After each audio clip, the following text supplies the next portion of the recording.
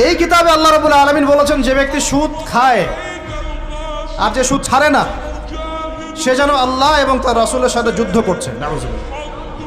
হাদিসের মধ্যে নবীজি বলছেন, যে ব্যক্তি 1 দিরহাম সুদ খাবে, সে যেন 36 বার জেনা করলো। আর একবার জেনা করলে, এই কিতাবের মধ্যে আছে সূরা নূরের 2-3 নম্বর আয়াতে, 100টা লাঠি, 100 লাখ বেত্রাঘাত, 1 বছরের নির্বাসন। একবার করলে কি? যুবক যুবতীরা ভালো করে শোনেন, কারণ আপনাদের তো উঠতি বয়স, পা পিছলা এখন বেশি।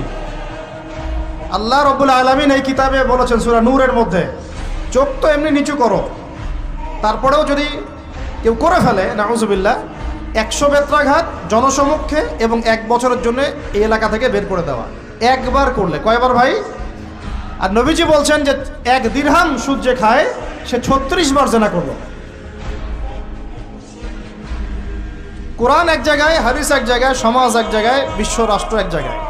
এগুলো লা ইয়াজতামিআন, এগুলো কখনো ম্যাচ করে না। এখন কথা জাস্ট বলে দেই, কারণ আল্লাহর কাছে আমাদেরকে দায়মুক্ত হতে হবে, বা অ্যাটলিস্ট ওজোর পেশ করতে হবে যে আল্লাহ পাক আমরা বলেছি, শুনে নাই, মানুষ শুনে নাই, আমরা বলেছি।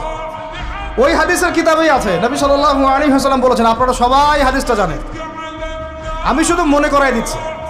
আপনার নবী বলেছেন, মুহাম্মদ সাল্লাল্লাহু আলাইহি ওয়াসাল্লাম বলেন, সাল্লাল্লাহু আলাইহি ওয়াসাল্লাম, যে ব্যক্তি সুদ খায়, সুদের এই 70টা পাপের সবচেয়ে নিচের পাপ, সে যেন তার মাকে বিয়ে করবে।